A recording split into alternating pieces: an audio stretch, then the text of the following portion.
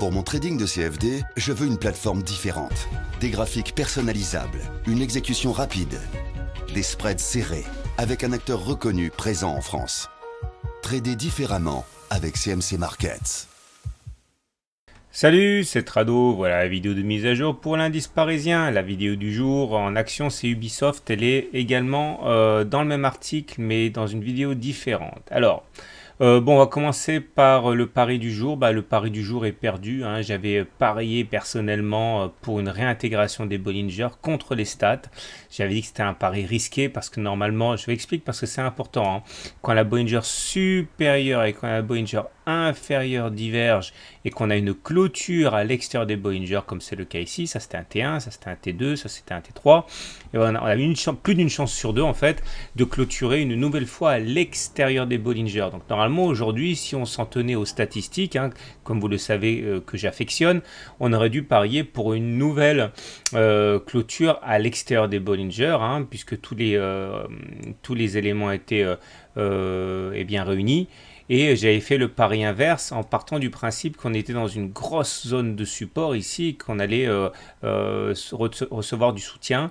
Donc soutien il y a eu. Et d'ailleurs 5 minutes avant la clôture, on était encore plutôt bien... Donc 5 minutes avant la cloche, eh bien, on était plutôt en passe de réintégrer les Bollinger, mais finalement sur une dernière attaque baissière, eh bien, on a décidé de faire un T4. C'est-à-dire que statistiquement, demain, eh bien, on devrait faire un T5, puisqu'une fois de plus, la Bollinger supérieure et la Bollinger inférieure divergent. Néanmoins, moi, pour demain, j'aurai pas de pari, parce que là encore, hein, et un peu comme aujourd'hui, j'ai pas l'impression qu'on ait la force de baisser encore énormément, parce qu'on est sur une zone de support importante. Donc pour demain, je m'abstiendrai à titre personnel. Mais voilà, vous savez à quoi vous attendre. Il demeure qu'on n'est pas en tendance baissière, hein, pour l'instant, puisqu'on est en train de clôturer à l'intérieur du nuage. Donc ça veut dire qu'au regard des critères Ishimoku, on est simplement sans tendance. C'est une zone de support en tant que telle, donc ça va pas être facile non plus pour les baissiers d'aller chercher beaucoup plus bas. On a la zone de support ici, plus la zone du nuage, bon voilà.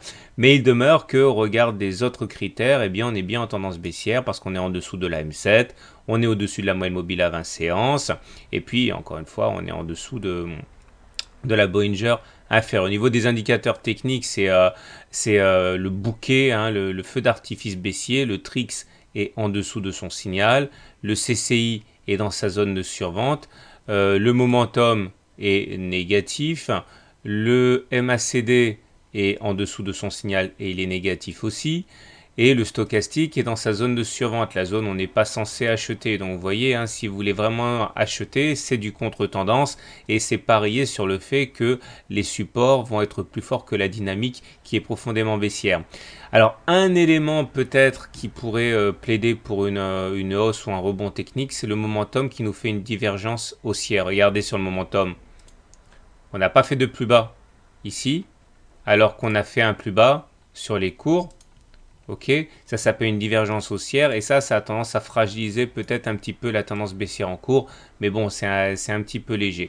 Voilà, donc je vous souhaite une bonne soirée, de bons trades et je vous dis rendez-vous pour la mise à jour demain et allez les bleus!